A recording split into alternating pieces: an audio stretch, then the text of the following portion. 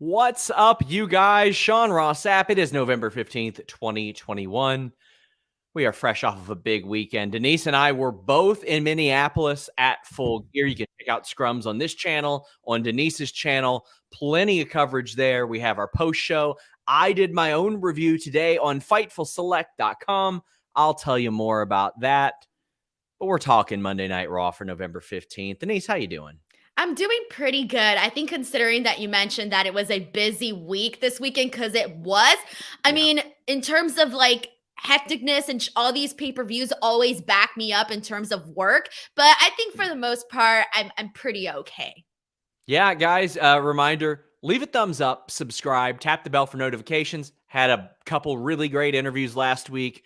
Switchblade Jay White ahead of New Japan Battle in the Valley. And then Denise, the boyhood dream has come true. I got an AEW interview last Friday. Woo! Alert the authorities. It finally happened for you. I felt bad when I texted you that I got an AEW interview. It was one of those things where I was like, it kind of feels like you're telling your friend you got a hot date and they didn't and they're stuck at home.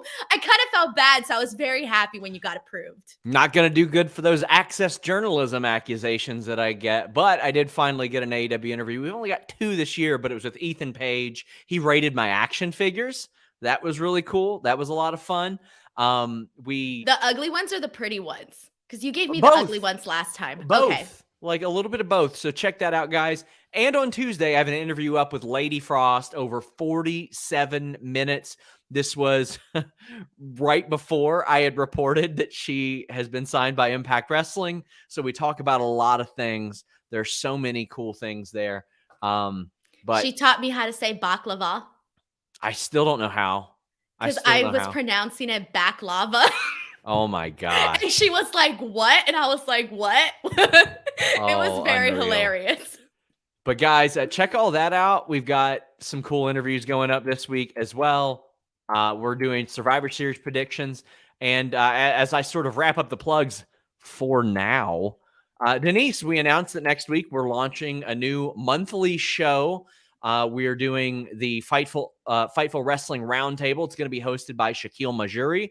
And the first 3 guests are myself, you, and Chris Van Vliet. It's going to be on Fightful Select, but we're going to give you guys this edition for free. Denise, how will we coexist?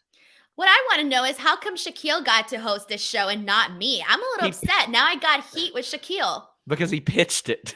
Well, had I known, I would have been pitching all these ideas, but I didn't know I was allowed to be like, hey, Sean, give me a show instead of giving Jeremy a show and Shaquille. We gave Jeremy a channel. Like we did. Okay, had I known, I would have been like, hey, give me your YouTube channel. You know, I feel like I never find out about things. You know, I haven't been paid on Fightful in like over a month, which is very upsetting. Let's mute Denise. She has not submitted her last 2 invoices. Also, I saved her life. So that happened.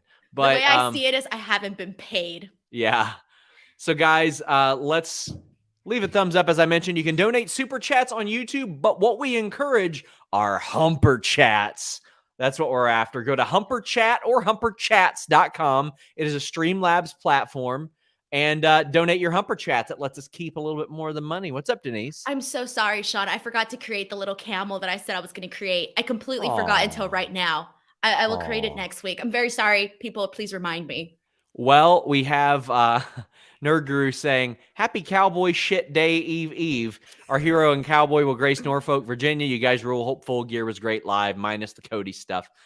I had fun there. It was a little long, but as I mentioned, you can subscribe to FightfulSelect.com. I have my full review up there. Denise, you were at Rampage, right?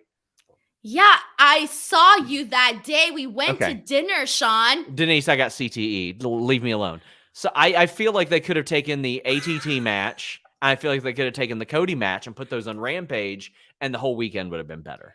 Yeah, I definitely think that, honestly, this was my first dark that I sat through, and you can probably add maybe travel fatigue, whatever you want. I did kind of feel like it was a little bit too long for me because by the time we got to Rampage, I was feeling a little bit exhausted. And once Rampage happened, I did think that the show could have been a little bit, just a little bit better. I think in terms of a lot of the prior Rampage episodes, they've been a little bit stronger than the one that we went to, heading into Full Gear. I think the show could have been a little bit stronger. But for the most part, it was just one of those nights. It was a simple night. I kind of see it as a simple night of wrestling where I saw a bunch of guys I don't get to see very often. Or actually, no, that's a lie because a lot of the people that I saw we see pretty often, and then they had a bunch of locals. But either way, matches that you don't necessarily get to see on Dynamite or Rampage for the dark shows. So that was pretty fun. And then, it was a good time. It was a good time. Yeah. Valab says, showing love and support for Sean and Denise for putting up with unbelievable BS the last couple of days. You know what? The positive outweighs the negative, and some people's minds you just won't change. But Lucas says, hope you enjoyed my new home of Minneapolis despite the cold. Was fortunate enough to give Sean a quick fist bump as he was coming through the tunnel right before the dark tapings. Denise, I would have said hello had I seen you. Thanks for all you do. Well, I'm sorry you saw the wrong star from Fightful. Oh, man. Well, so you're gonna just minimize my star power, huh? No, I'm not. Well, I don't have to. You're going to boost your own star power, Sean. You have the biggest ego of anyone I know. Denise, that's just not true. It totally is. Okay, what are you leading up to? You're leading up to something. Nothing. I'm just so fortunate to be here. I'm so happy to be here. Give me a baby face clap, you guys. You should have let that car hit me, Sean. Baby face clap in the chat. Next for time, SRS. You should have just let me go that day, man. You ruined yourself. Baby face clap in the chat, guys. Send them. Daniel R says, I know it's Monday, but Ishii on Dynamite in 2 days. What are your thoughts? Is this match a good fit? I was hoping for something a little bit bigger. I do think it's a good fit. I'm okay with it. We had Tony kind of teasing about that ahead of time. Like maybe they should bring in somebody else. They brought in some help for Chaos. What are you thinking about this match? Okay, so my favorite part of the scrum, or one of my favorite parts, was when Bryan Danielson kind of got a little salty at Tony Khan because he was basically insinuating why didn't you book, me and Ishii? What the heck? So I did think that was funny. And after he kind of got that in my head, I was kind of thinking the exact same thing. Why didn't Tony Khan book this match? Damn it. I would take it on YouTube. I will take it anywhere. But yeah. I'm excited. Either way, it's I'm excited to see Ishii. I feel like no matter what, no matter who he's in the ring with, it's going to be a good time. Orlando Orrego says, hello, Full Gear was a great pay-per-view. Here's some money for my fellow Android phone buddy. # stop shaming Android. I am beyond me just getting cyberbullied on a regular basis. The fact that I am being phone shamed, it hurts, Denise. Sean, after what I saw what happened to you, I'm not ready to come out yet about this. Oh, it's you too, huh? I too am an Android user. Mm. We have the same phone, actually, don't we? S20? I have the S20 Ultra. Or the S21 Ultra. The newest one. The newest Ultra. No, I don't have the newest one. Sorry. Well, I have the newest one, and it's the Ultra. Justin Lopez says, if I didn't live in walking distance from Barclays, I'd totally skip Survivor Series. Highly considering selling my Raw ticks for next week as well. I mean, this Raw was a couple hours away from me, and I didn't go. I haven't been to a Raw in a while. I probably won't go in a while because there isn't a lot of motivation. There's not a lot of incentive to go to a Raw, Denise. I'm going to go to SmackDown on December 10th. That's a little different. We're talking LA. We're talking Fox. I think that'll probably be a decent show. I think you're all right there. M.A. Solko says, it's great seeing talented, positive hosts doing live shows several days each week without reading a script. I don't know what that's in reference to. It's in reference to the Aaliyah thing, I think. Oh. The one where she's like this.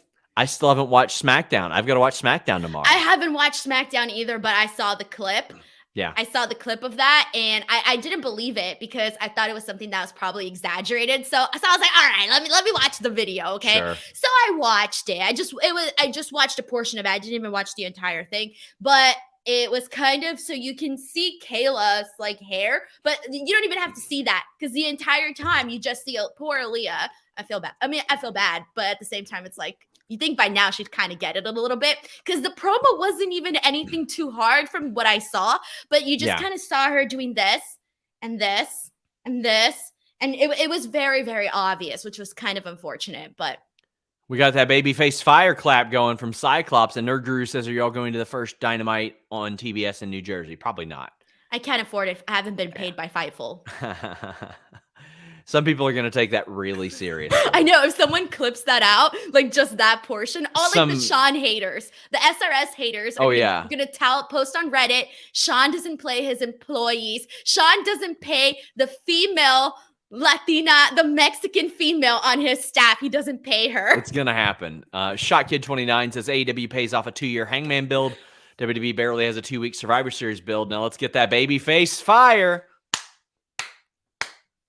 That's what I'm talking about. Terry Allen Jr. mentions Survivor Series 03 was a wonderful match with stakes. Well, yeah, I agree. Survivor Series 04, Denise, is one that I really liked. I don't know if you're familiar with that, but it was a 4-on-4, 5-on-5 where the winners each for 1 week became GM of Raw.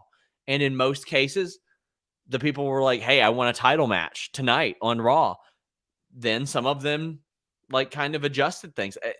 I want something. I want it to matter. Give me a reason to care. When's the man? See, that's why I know we're not going to talk about this just yet, but I might as well just mention it now. That was the one thing that I particularly really liked about Becky Lynch's promo tonight when she said that, you know, her match isn't necessarily about, you know, brand supremacy. It's personal for her. And I was like, all right, in terms of the storyline, in terms of all of that and everything surrounding that match, okay, great. I'm glad that she kind of excluded brand supremacy from this because nobody gives a damn about brand supremacy. I mean, Adam Pearce doesn't even, well, Adam Pearce shouldn't really care about brand supremacy, or maybe he should. I don't know anymore. But it's just nobody really cares. And it's not, I'm not even going to get into that. Nobody cares. Sean, we can't hear you. Sean? So it's ironic because I say I you love muted yourself. Holy sh! And I just muted you. I love me some Sova says I'm going to be at Dynamite Wednesday. I need some poster ideas. Well, I was going to say mute Denise, but bro, you just muted yourself. I did. I'm just going to eat that L. I'm going to take That is karma, Sean. Karma. SeaWorld, what goes around comes around. Why are you talking about SeaWorld? Anyway, on that L, I'm going to move on to the Raw review, and I'll get to some of these super chats later because it's only going to go downhill from here. Please share this video. Good stuff. Big E kicks off the show, Denise, but not for long because the Usos attack. Well, then what happens when the Usos attack? RK Bro attacks. Well, not RK Bro, just Riddle. Then we get a tag team match made between these two teams, but that doesn't even last. So, like, why even review that? Or the first segment, because then it turns into RK Bro against the Usos and Seth Rollins. Riddle eats a lot happened during these first like 37 minutes. 37 minutes. Thank you. And it was like one segment that kind of mattered into a segment that didn't matter into a segment that's like, okay, it kind of matters because it was Seth Rollins who did probably need a win going into Survivor Series and heading into, you know, all that he's going into. But he got that over Riddle, who's facing the Usos. I'm a little conflicted here, but they booked this. They booked themselves into this. Okay, I have a question for you, Sean, before you move any further, because the last 2 weeks I thought were some of the worst Raws that we have seen, but I didn't feel that way about this Raw. I thought this Raw was a vast improvement on the last 2 weeks of Raw, and I know that you liked the last 2 weeks of Raw, so I want to get your thoughts in terms of did you, like a quick yes or no, did you like Raw today? Was it better than the last 2 weeks? You there? You were freezing up, Denise, or it's probably me, but did I like Raw? It was okay. It's all right. There were some things that left a bad taste in my mouth, so to speak, but it was okay at best. Okay. I'm I a thought it was little all surprised. right. I'm just a little surprised because I thought the last two Raws were terrible, and you like those. So I don't know. I didn't need a 37-minute segment here. I did Look, not need that. I'll be real with you. They did a lot in this segment and they kind of threw in like three different storylines into one and Sure. really mixed it in a big bowl of soup. But I think, in comparison to a lot of the other things that we've been seeing on the last couple of weeks, I did not completely dislike what they did here. So, would you call it good soup? Yeah, but I wouldn't call it broccoli and cheddar. I would say tortilla soup. Okay, Brian Evans decent. says, "How much of a humper chat for SRS to dye your beard like Nick Jackson for the Dynamite review?" 500. 3,000. Oh, 3,000. that's 3,000. way too expensive. You should do it for like 500. Get in your humper chats at humperchat.com, my friend. I thought the action here was good. I understand the Usos attacking Big E. That makes sense for what we're going to see Sunday. We're going to make our predictions, myself and Carissa Lopez, on Tuesday. But it's just when I thought about this segment as I'm watching it, well, one, also, I had the rundown. So we posted that on FightfulSelect.com. I knew this was going to turn into RK Bro. So that's probably my job, kind of spoiling that for me. But I would have been just as frustrated if I got like 15, 20 minutes in and it's like, oh, okay, another match, another match, another match. It was, I've just seen that trope played out so much that I can tell it's a time killer for them because they don't have anything better to fill that out. And that's why I was like, man, it's a little bit lazy.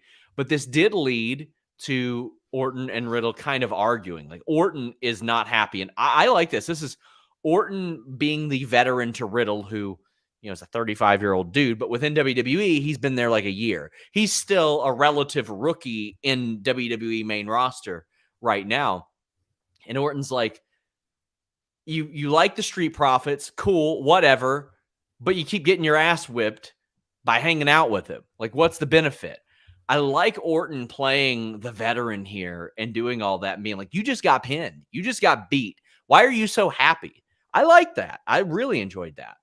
I enjoyed that portion of it too, and I know we're not, well, in terms of RK Bro, though, I kind of feel they've been doing the exact same thing in the sense of they've been, building them up and they weren't necessarily on the same page. They were not really seeing eye to eye.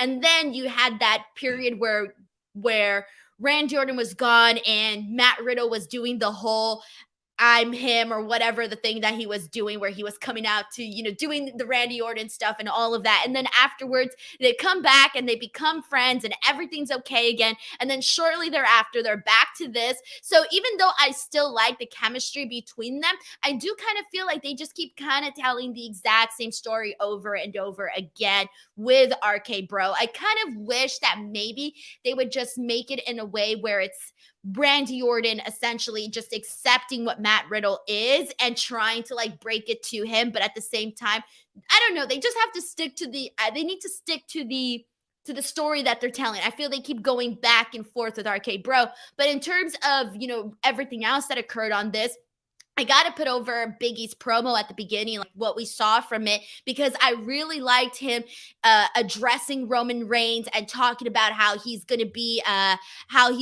taking a piece of him that he's never going to get back. I like that too. I kind of wish we weren't seeing Roman Reigns versus Big E, and I have my feelings about that just because I feel they shouldn't.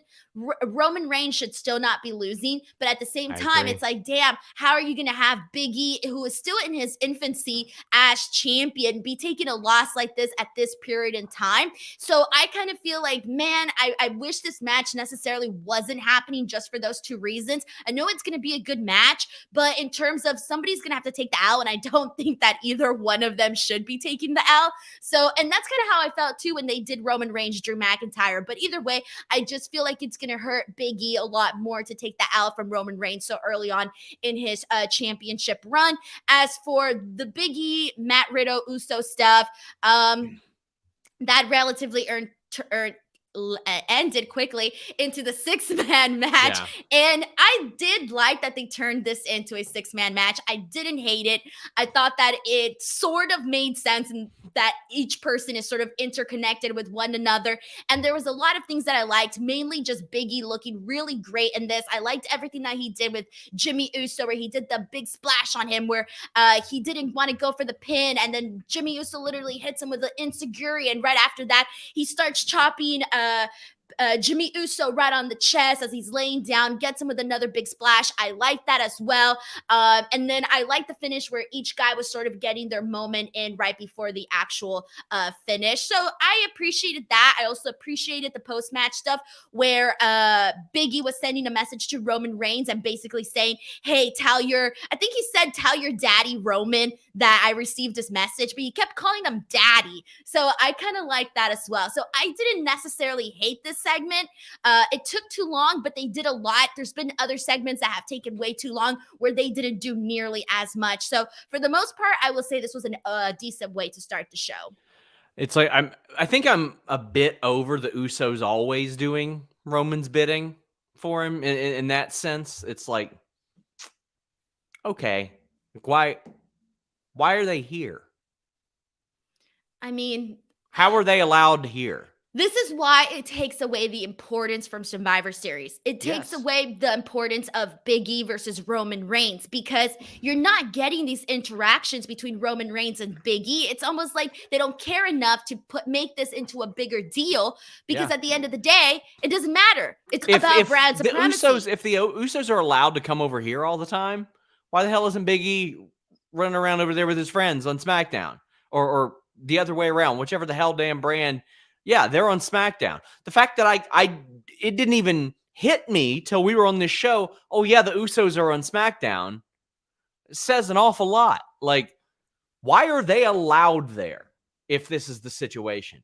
Omar says, Denise, will you sign a mute Denise sign? Hell yeah. Valab says, Sean eats L's better than Top Dollar. I pride myself on that. D'Lo Diggs says, babyface clap. You're damn right. Andrew says, are we sure Orton will be the one turning on Riddle? Orton is super over. Meanwhile, Riddle is funny over, but not enough over to out-cheer Orton. If WWE was into that type of interesting thing, yeah, it seems like they telegraph things an awful lot, though, and they love Randy Orton just kind of flip-flopping back and forth like the wind. I still think it'll be Orton. I think it'll be Orton, but it would be surprise. See, that's a tough one because Matt Riddle is doing a really good job at what he's doing and the comedy and all of that. It just works for him. It feels very natural to him. So, but at some point, they are going to have to change things up for him. And that would be a dramatic shift in his character where all of a sudden he could be like, you know what, Randy, you thought that I was dumb. You played me for a fool. You took me for a fool. Well, guess what? I'm not a fool. Nerd Guru says, fun fact, every time there's been brand versus brand at Survivor Series, whoever the Universal Champion is has won, never the WWE Champ. Well, I see people saying, oh, we'll go to a no contest. Denise, the answer of top 2 stars in the company facing off shouldn't be, do a no contest. It shouldn't be. We should be like, oh my God, I can't wait to see who will win this. But unfortunately, due to the history of booking, we're like, this is going to mean something bad for the future of somebody. Sean, I have an idea. Okay. So the number one thing that we're talking about when it comes to Survivor Series is that there are no stakes, right? Yes. Okay, you and I are doing a post show that day. We should make stakes. Like, you should represent a brand. I could represent a brand. And whoever gets the most wins, should, I don't know, win something. There should be stakes. Fightful should give this pay-per-view stakes. I had steaks today, a beautiful New York strip, medium well. There you go. So are you saying no to my idea? Because I just think it would be something, if you cared about your viewers. You know what? We'll put it to a poll right now. Okay. Should Fightful create stakes for Survivor Series? In parentheses, vote no. Oh, come on, Sean. You know what's funny? All my ideas always get over, even though you don't want to try them. I think this one probably will too, Denise. But who's Be going to honest be with- what brand? I want to be Raw. Good. 'Cause I You could sure be as hell don't want to be SmackDown. SmackDown. Okay, I I'll be sure as Raw. hell don't want to be SmackDown. Shot Kid 29 says, speaking of Daddy, quick shout out to Dirty Daddy, who's out for 6 months after Saturday. Let's show Dickinson some love. Yeah, Chris Dickinson, Mance Warner, Danhausen, support these people that are sidelined. Brooke Havoc. There's a lot of indie wrestlers that are being sidelined with some pretty serious injuries, so show them some love. Eli Everfly, I believe, as well. Yeah. Nerd Guru says, I like how the opening segment didn't lead into the main event that wasn't planned. Still not great, but it's different at least. Kind of. But I agree. It's just once they got the hell out of there, they kind of got the hell out of there. Sean, I think we can agree we have the bar is set pretty low. Anything that goes over the bar, even just a little bit, is going to be a win. This poll is rigged, so it looks like we're making stakes on Saturday. Anakin says, can't imagine the ratings for this Raw being good with a big Rams game, Halo multiplayer dropping, and of course, their eternal competition, Sleep. Also seeing an incredible wrestling show 2 days ago probably has most people feeling satiated still. Denise, I found out the best way to get a full night's sleep is to just not sleep the night before.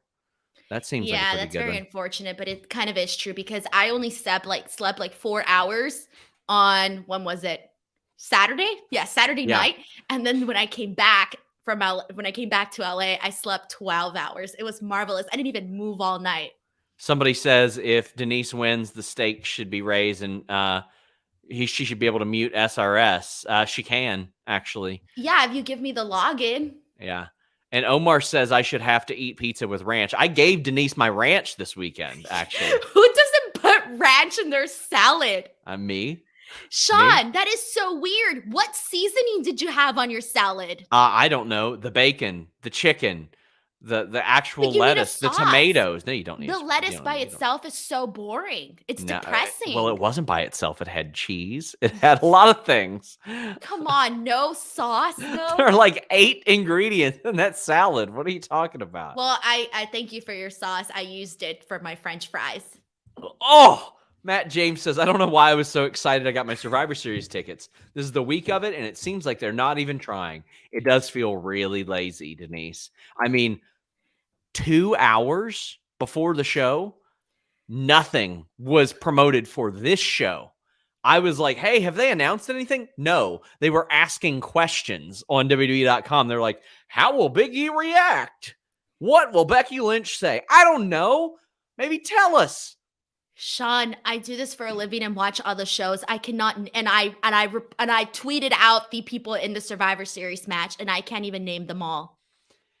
Normhausen says Survivor Series. Man, that's you can't even say the pay-per-view name. He says the booking is cursed. Me trying to say it is cursed. And he says it makes him want to swear. Look, Denise is making fun of people with a stutter. That is ableist. Cancel her. She's muted. I watched Raw from the side of my TV and my neck hurts. Gonna have a hamburger. Enjoy the small sack of monies. Thank you, Normhausen. We appreciate you guys. Get those Humper Chats in at humperchat.com. Let's talk about some other stuff because we've got super chats for 2 more segments on this show right now, Denise. People don't want us to talk about Raw, but we're going to talk about it. Good. Can people come up with our stakes? Because I'm thinking if I lose, I eat a bowl of salad with like no sauce, no seasoning, and you have to eat pizza and ranch. Ugh. Bianca Bel-Air wins over Tamina. This was solid. Tamina is not going to be a top star, so why not use her in this spot? I thought that it was one of her better worked matches that I've seen, although she hasn't been on TV since she lost her tag titles. And when Bianca does that KOD, that looks awesome. Tamina took it well. Bianca looked like a total star doing it. They set this up a little bit beforehand. This was elementary, easy booking. Cool. This is what I want to see more of. Build these people up instead of saying, hey, here's a title contender that doesn't win. Let them win. Let me see Bianca Belair do her cool moves. That's what I want to see. I love this. I honestly love this. When they first made this match, I thought, oh, do I really care about seeing Tamina versus Bianca Belair? Not really. I didn't really care. But then as this match was starting and they had Tamina essentially dominate Bianca Belair and overpower her and show her strength, I kind of thought, okay, if they have Bianca lose to Tamina here, I'm going to be really pissed off because it would just not make any sense at all. But the way that they did it is so that you see Bianca Belair essentially end up overcoming, this obstacle with Tamina. And when she hits her with the kiss of death, and they've been really doing a good job of showcasing Bianca Belair's strength. And this isn't one of those things, I feel like so many people, they tend to take away the thing that makes them special. But with Bianca Belair, they're actually doing right by her by highlighting the things that make her special, which is her athleticism and her power. And they've been doing that because she's been, having so many of these moments and throughout some of her other matches where they show her strength, and they just continued that with this. And in my opinion, this was a really good way to give somebody that we don't necessarily get to see very often wrestle in Tamina, give her, make her look good, but at the same time, her looking good made Bianca Belair look even better by getting this win. And right now, Bianca Belair is not necessarily, in the main title picture, so you don't want her to just be pushed aside. How many times don't we talk about when somebody isn't having their moment, they sort of get forgotten about and you don't even see them? At least they're having her do this match with Tamina, and then with Dewdrop essentially coming out and calling her out after this match. I thought, okay, Dewdrop is somebody that, let's be real, I'm pretty sure that they could have easily forgotten about her after they released Eva Marie. They could have easily just forgotten about Dewdrop and not done anything. So the fact that they had her come out and essentially, call out Bianca Belair and have that little exchange, I thought it gave something to Dewdrop, and it also gave something to Bianca Belair. So for me, I was a fan of everything that they did throughout this entire segment. Omar says Denise loses. She admits Kanye is better than Taylor. No way. Miguel says loser eats a Paqui chip during the Survivor Series post show. How do I pronounce that? Is that the hot chip? The one that the people do the hot chip challenge? Must be. I've always wanted to do that, so I'd actually want to lose. Kate Hensler says Full Gear is the Taylor's version of Survivor Series. I like that. Oh, man. It's a good humper chat. That's a good humper chat. Yeah, check out Kate Hensler every Tuesday and Friday here on Fightful. She and TK Trinidad did the show on Friday, did a great job. We've got Bianca Belair beating Tamina, as I mentioned. You mentioned Dewdrop coming out. I like that. Set it up. Promote it a little bit more. That's fine. Do you think Bianca does the KOD to Dewdrop? Oh, hell yeah. I think so, too. I think so. I mean, definitely. We've got some demented fans. Loser has to attend a Raw. That is not happening. Well, I don't even know when there's going to be a Raw in Los Angeles, so that's not even going to do anything. You got to fly to one. Oh, hell no, man. I've been flying to everything. I was just yelling at Nick Hausman at this Full Gear pay-per-view because he flew 45 minutes. I was so pissed. Oh, wow. Everybody gets short flights. Like how long was your flight? About an hour and a half. But See, yours was like 4. Yours was like 4. 4 hours. Mine's are always long. I don't think I got to fly anywhere until maybe February. If WWE doesn't do media for St. Louis, then February, because I'm driving to Winston-Salem. So we'll see how it goes. They need to give more love to the West Coast, please. Veer Mahan is coming. Well, we've said about everything that we need to about that. Until he shows up. SmackDown, but I heard that Shanky rapped, and I was like, oh, good for Shanky. I didn't even know he had charisma. I'm happy for him, honestly. Ever the Villain says Loser does an acoustic cover of It's All About the Butt. I feel like you would really enjoy that, so that doesn't feel like a punishment. I wouldn't. Alicia says, I didn't watch Raw, but wanted to pop in and say hi. Congrats on the new Wrestling Roundtable show. Can't wait for the first episode. The way it was pitched to me was if you like the MMA beat on MMA fighting back in the day, as I did, we're going to try to make this about or similar to that. And I'm looking forward to it. Really looking forward to it. Becky Lynch comes out. Oh, boy, did I love this. This was a major league promo. And this is playing off of some very real stuff and some worked stuff, Denise. And I was going to say real, Sean. I'm not buying it anymore. Oh, what happened last month? That happened. That was absolutely a No, real I thing. know, but everything I feel, well, continue. That was a very real thing that happened, but Becky Lynch is smart about it, Charlotte Flair's smart about it, and WWE is being smart about it. They're like, "Hey, go for it, do whatever." There's some stuff that I don't think that Becky Lynch should really be touching, like some of the Twitter stuff where she's like, she can't seriously be calling me fake, et cetera, et cetera. If Charlotte wants to do some stuff to make herself feel better about herself, who could possibly give a shit? But this promo, ooh boy, was this promo what I like. Talking about how they were best friends and how she slapped that right out of Charlotte. That was within kayfabe. She's talking about how 3 years ago she was like, not anymore, I'm taking it. I loved this promo. I think that this is the prime Becky Lynch type of promo where she's like, I don't give a damn. I'm not afraid of you. I'm going to walk up to you. I'm going to punch you in the face and I'm going to beat you. And for better or for worse, I'm excited for this match. All right. So just speaking of the Becky Lynch promo so far, I loved it. I loved it a lot. I was a big fan of it, mainly because you know that I have not been enjoying Becky Lynch as a heel right now. I just haven't been enjoying it. It hasn't been my cup of tea. I feel like it's been very forced down our, shoved down our throats. So I haven't really enjoyed it. And it hasn't really felt natural to me. But anyways, this I love. This was the best thing Becky Lynch has done since her return. And what I personally like were the parts where she was saying, she kept saying over and over, hey, I'm the person that this, and she kept giving all of these examples. My favorite one was when she said that being Charlotte's friend came with terms, and that those terms were, she's the star and I'm in the background, I'm in the shadows. And I thought that is such a phenomenal line. And then she said something along the lines of, my success, I'm the person whose success made you bitter. And I thought that was great too. I mentioned earlier the line where she said, it's not about brand supremacy to me, it's about personal legacy. I liked that as well. I thought top to bottom, the entire segment was good. I know we'll get to the Liv Morgan part in just a second, but the Becky Lynch stuff kicked it off in a really strong way. And I like what she did here. I definitely did like what she did here. Nerd Guru says that Becky promo, that was a return to form peak, the man right there. And I loved how she flipped the switch into being a heel again for Liv. Masterful. Well, Liv comes out because they're setting up another match. And I like this.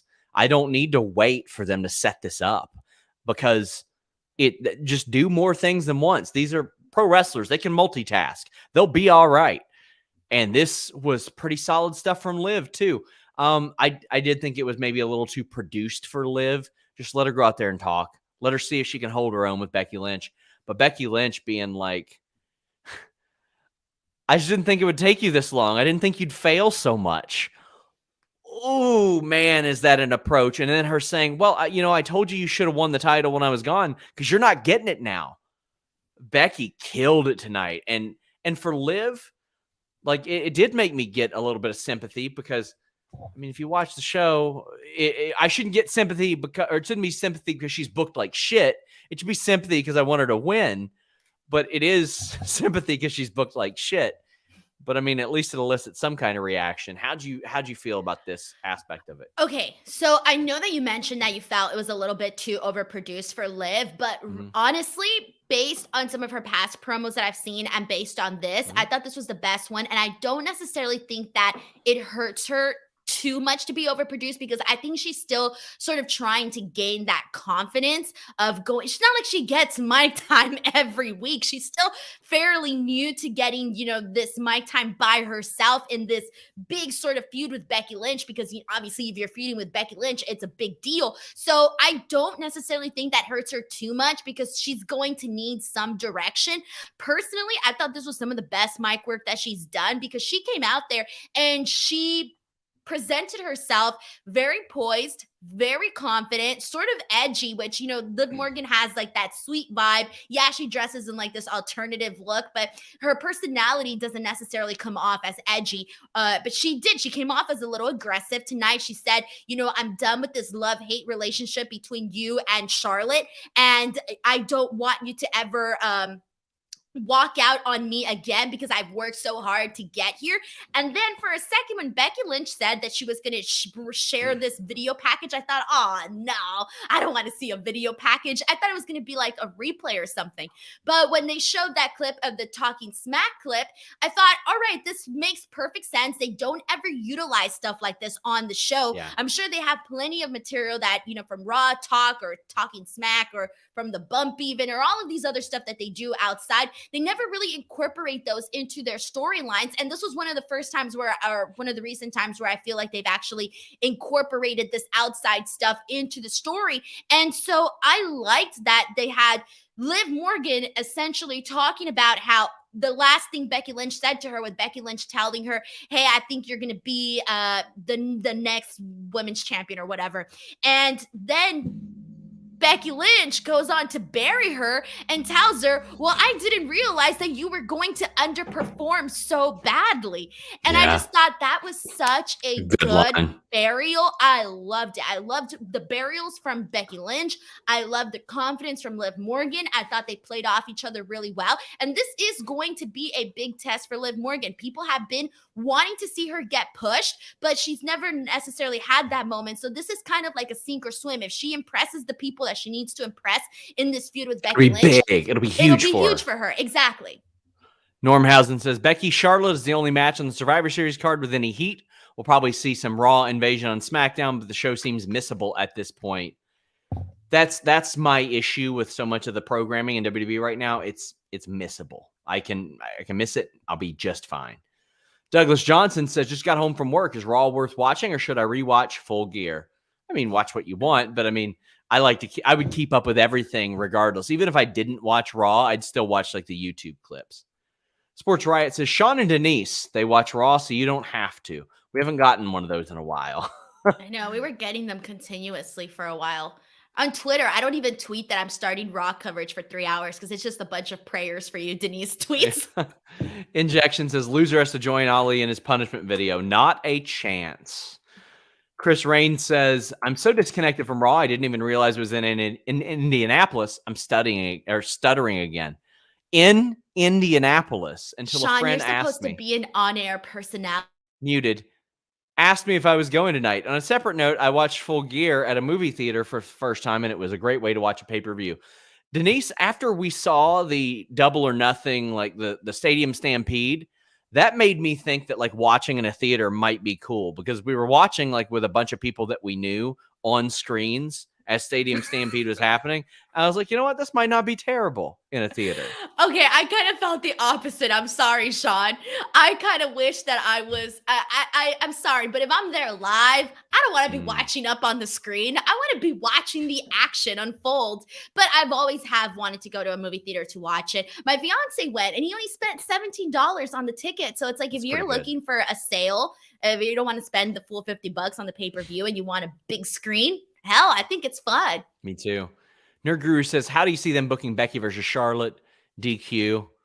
Oh, Becky's getting that win. Sorry. She's getting that win. It's going to happen.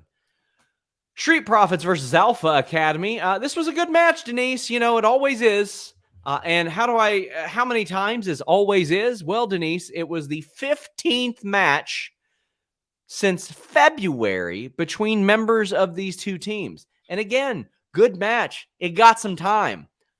I don't need to see them wrestle anymore against each other. Street Profits win. Seems like they're next for RK Bro, and they should be. But the work is good. The work is really, really good. But I was done with them feuding with each other in like 6 months ago. Done with it. I mean, I was done with it. Very, very done with it. However, I'm not going to totally bury it today. And the reason I'm not going to bury it today is because I really did enjoy this match. For what it was, I thought it was entertaining. I liked Montez trying to take down Otis, even though I'm pretty sure they've done this a million times. I liked, him going with all those multiple clotheslines and hitting him with all of those strikes. I thought it was funny. I liked the finish too. Chad Gable hitting the crossbody, looking like he's going to win, but Montez reversing it and getting the win. I thought that was fun. Do I need to see this again? No. Put it on a house show. Great. I don't want to see this again because I seen it a bunch. But that's why I did enjoy it, because usually when I've seen a match so many times, I kind of zone out while I'm watching it. But they did a good job in the sense where they kind of fought for my attention and it worked. So that's why I'm not going to bury it. There's been so many matches that I've seen for a million times, and they've done nothing to gain my interest. Oh, I don't want to bury it or anything. It's just like I'm burying WWE for just booking it again. The talent, amazing. Great talent, great work. But just like move on, do something else. Kate Hensler sends a humper chat over at humperchat.com and says, the theater gimmick was a blast. The emotional investment for that main and pop for Cole's theme was so great. Also, you both look great today. Why, thank you. Thank you. Zelina defeated Nikki Cross. RH says, I'm hoping Nikki A.S.H. Finally breaks and snaps, unleashing her fury back into the Sanity era Nikki Cross. It would make super brutality just super brutal. Kind of like that idea, even though I understand that the superhero gimmick it accomplishes a lot of things, and it is something. Denise, you spoke to Nikki about, I think, 73 times over the course of a week. This means a lot to her. She pitched it. It's her brainchild. Like, I don't know personally that she's like, oh, yeah, let me go back to that. This means an awful lot to her. So this is actually, I'm glad that this was brought up, because this was what I was planning on talking about in my coverage for this match. And what I wanted to get at, so Nikki Ash, Zelina, it's very irritating to me that, okay, so they have they have the superhero gimmick, Nikki A.S.H. Okay, you have an opportunity there. If this would have been creatively done, if they would have been helped her in her creative with this and given her, more support with this character and marketed really well and really marketed to children, I definitely think this could have worked. It could have worked. It could be something like, they could kind of make it, I don't know, Luchasaurus is a good example, because Luchasaurus, but he's like a dinosaur, right? It's kind of like a childish character, but he's presented in a way that is cool, right? They could have done something like that for Nikki Ash or something similar, but in a way they could have also really heavily marketed that for kids. I do think it could have worked had they done something like that, but they didn't. They didn't do that. So she becomes champion, she loses the bout, and then quickly after that, it's almost like there's no longer a reason for her to be a superhero. What is the reason? There is no reason anymore. They're not doing anything with the superhero character. If they were doing like skits or some sort of, segments, some sort of creative storytelling to add to the character and add to the persona, then it'd be great. But now they're just having her come out with this costume and not really doing anything superhero-ish. Additionally, the whole premise of this team up between Rhea Ripley and Nikki Ash was for them to sort of be polar opposites, right? We haven't gotten any creative segments or moments between them where you can kind of like the Randy Orton, Matt Riddle stuff. You get a lot of that, and you get a lot of the polar opposites between Matt Riddle and Randy Orton's personality. Why aren't we getting that with Rhea Ripley and Nikki Ash? I thought that was supposed to be like the main point, this odd pairing that, ends up working. Like, your Daniel Bryan and your Kane and, so many other examples of, pairings like this. And they kind of given you no purpose to keep her as a superhero. So now I do kind of wish that she would revert back to the Nikki Cross character, because it's kind of like they just haven't really done anything with the superhero stuff. For a while, you could have even forgotten that they were tag team champions, which is very unfortunate, because I like both of them. I will say at least Zelina's getting some wins after winning the Queen's crown. But at this point, it's like, okay, well, I mean, I would say, well, she should be next after Liv if she keeps winning, but she's going to lose. She's going to lose a bunch before then, because that's just what they do. I thought the action was pretty solid, though.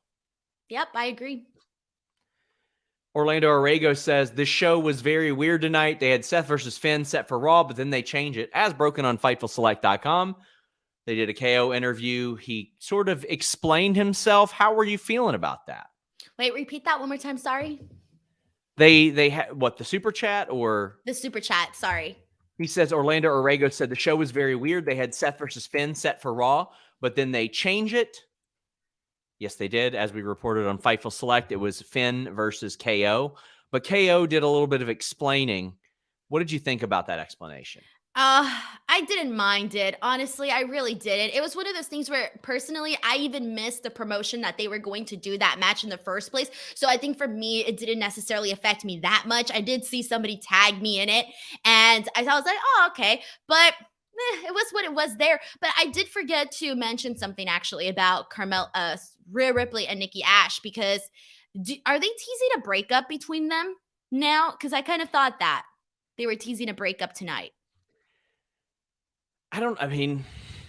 I was so focused on the fact that another tag champ lost, and oh, well, I think they're teasing a breakup. I had a feeling. Yeah. I mean, I'd never trust them to keep any tag teams together, but the KO Finn Balor match was good. As you would expect, KO wins after he slams Balor's balls into the top rope. And I know they make this out to be like, oh my God, that was dirty of him, but he just knocked a guy off the top rope. You can't necessarily plan for somebody to land on their nutsack in that situation, but he gets the win. I love Kevin Owens. Maybe if it's not even new offense, it's new-ish offense, like the Sidewinder suplex and stuff like that, where he spins and swings Balor around. I like this match. And if, again, you're building Owens for Big E, why not? Good match. I just wish I cared a little bit more. I only cared about this match because I knew I was going to get good in-ring stuff. Story-wise, there really isn't much for me. I don't feel like the direction that they're going with Kevin Owens feels natural right now. It kind of feels like we kind of just have to accept it for what it is. It doesn't feel so natural to me. However, the one thing that I did like besides all of the cool moments during this match, I love how Kevin Owens avoided the coup de grace a lot throughout this match. He kept finding a way for, Finn not to hit that. And so I enjoyed that. I like that we actually got a actual finish. I appreciated that. We pretty much got that throughout the entire show, if I remember correctly. So I enjoyed this for what it was. I do wish I just cared a little bit more. There are like no super chats about like most of these segments. Man, I've been stuttering my ass off tonight. It's all those energy drinks, Denise. Why do you drink energy drinks? Because I need to stay up, Denise. You drink water. Through Monday Night Raw. Yeah. Water just chock full of caffeine. There we go. Normhausen says creative storytelling in WWE. You funny, Denise. I tried. Sorry, guys.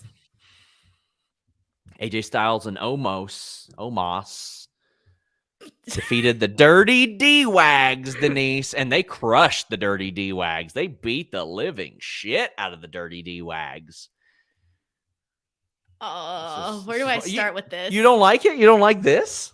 I'm sorry, Sean. Wow. I was not. Okay, so remember when I was talking about the freaking Street Profits and Gable and Otis and how I've seen that a bunch of times, and I still got interested into it. Okay, now you're passing my stuttering on over to me. But anyways, so I'm sorry, but I just cannot I'm not interested. I'm no longer interested in Omos and AJ Styles. I did like that backstage interview though, where AJ was basically talking about how he doesn't even get what they mean by they want the smoke. And then he starts telling them how they can actually get the smoke. That was funny. And then I'm just not that big a fan of the Dirty Dogs. I tend to tune out during their segments. I'm sorry. I just can't, I'm not, it's not, I don't know. It's not working for me personally. So I think I had two things in this match that I just kind of wasn't necessarily interested in. However, I will say this. Omos is looking more and more confident each and every single week. He went out there today and he wreaked havoc. Forgot what we were talking about last week, but it had to do with Omos. And I remember you saying like, oh, like you felt that obviously the strong point was to get Omos over. And I kind of disagreed with that, and I didn't really feel like they did that. I think that they did do that this week though with him, but not enough for me to really care. I want to see AJ go off and do his own thing now, and I get it. They're building Omos and making him into a star or whatever. It's just not clicking for me. Rhea Ripley beat the living shit out of Carmella as well. That was cool. That was all right. That was fun.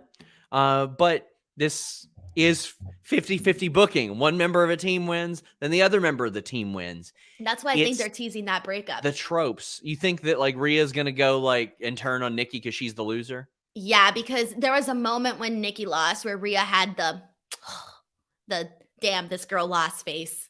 So that's why I think it's going to happen. You know, probably, because why keep a team together, right? Why ever do it? Terry Allen Jr. says no character development from Otis. Shame. It is a shame. I mean, I don't know how invested they are in him. A reminder, guy, go ahead. Sorry.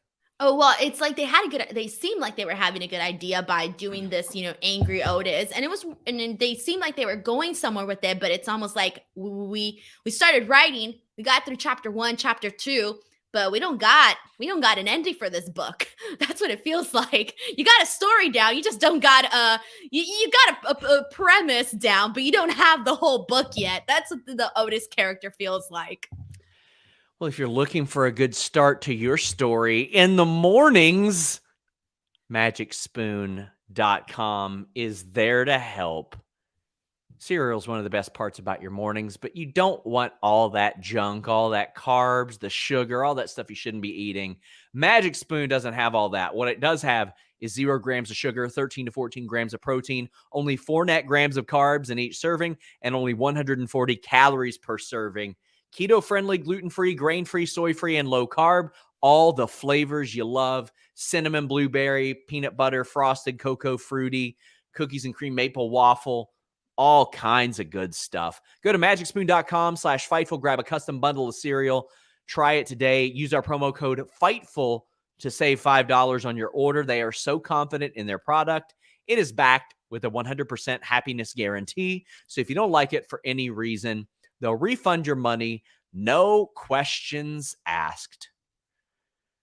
Magic Spoon is good stuff. I legitimately have it every weekday morning. I love it. I'm not going back and forth to the cupboard to get more. It fills me up and I'm good to go. It gives me that energy and it doesn't make me stutter like some of the other stuff does. I didn't even stutter through that whole promo, Denise.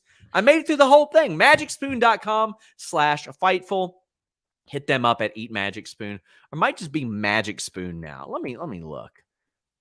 It's Eat Magic Spoon. It's Eat Magic Spoon on Twitter. Let them know you heard about them from us.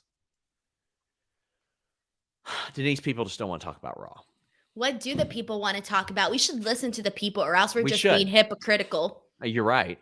CM or Nerd Guru says, how big was the CM Cena pop in person? That ruled. Him teasing the 5-knuckle shuffle. Oh, that was rad. And the visual, that was one of those moments where I was looking up at the screen versus looking at the ring, because I could see more on the Titantron or Tron, whatever. And with the blood in his face, and he had there was a moment where he was just like looking at the crowd like this, and it felt, I don't know how long it was realistically, but it felt like a very solid moment. It was good. Yep. It was really good. Eddie Kingston, CM Punk really sparked up that crowd. Like the batteries were put on that crowd, like plugged them in. Main event time, I guess. I think that's where we're at. Yeah, that we got one last thing to talk about. It's Ray and Bobby. KE775 says Adam Pearce is a heel now. Also, have you heard what the deal is with Von Wagner randomly being on SmackDown? I was just told he's the muscle, but that was very random. Very random. Vince likes him. It's happening. I mean, and Adam Pearce is a heel. That is a thing that's happening. Hasn't he already been a heel? No? Ooh. I felt like he was. Not before this business felt like lately. A heel to me. No, I think he's been a babyface until lately. I really do. Oh, then he was not a great babyface to me, in my opinion. I'm sorry. Miguel says Sean taking all those energy drinks because there's plenty of clapping over a busy weekend Blue Chew ad. That makes it sound like I fucked all weekend, and I didn't. Well, according to those rumors, Sean, I don't know what to tell you. And then today you're all spreading rumors about Cher, and I'm like, damn, saying that I don't even want to talk about it. Man, I've never seen so many people get so mad over people going to dinner. That was the weirdest thing. Bruh, I just showed up to eat a grilled cheese. But let's be real. Those are weird people. I'm sorry, but people should have been more mad about the fact that you had no damn sauce on your salad and then you ordered a freaking salad. I was upset about that. I thought you deserved all the heat that you got for that. So Bobby Lashley beat the shit out of Ray. Ray got a hope spot here and there, but this was Bobby beating that ass. I'm okay with Bobby Lashley beating that ass. Let's talk about the match itself. This was slow, methodical, and it was Bobby Lashley beating ass. That's what it was. It was definitely better than what we saw last week. I definitely think so. I don't mind. I feel like anytime you see Rey Mysterio, essentially get his butt kicked, he always makes it very entertaining. We've seen this story be told countless of times with Rey Mysterio.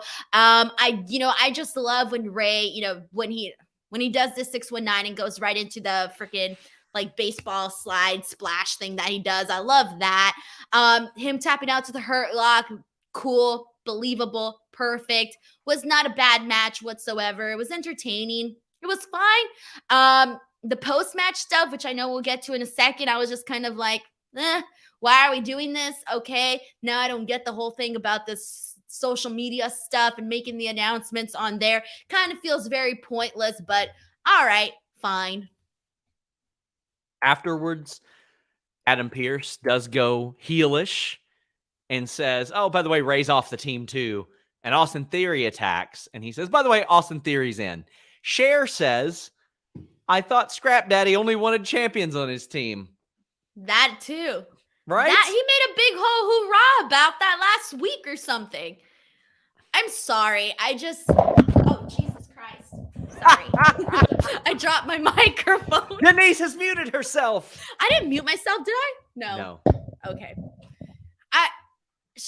What even makes sense anymore, Sean? Nothing makes sense anymore. Why did we have to get the matches announced on Survivor Series? Then Rey Mysterio's out, Dominic's out. He didn't want champions. Okay, cool. Now we got Austin Theory because he likes his style. All right, cool. I don't know. I think this was just them trying to find a creative way to plug in new members, but without having to do all of those, matches. Yeah. Well, we were just talking about this with the women because they even replayed that whole segment about freaking Dewdrop and Nikki A.S.H being upset that they weren't included in that women's team. Nothing ever happened from that. What's the whole deal there? I don't know. I never know the damn deal. Okay, well, that's all I've got. That was Monday Night Raw, guys. We've got a lot of coverage this week. Denise and I will be here on Sunday talking about Survivor Series. And we have no stakes. Great. We're just as bad.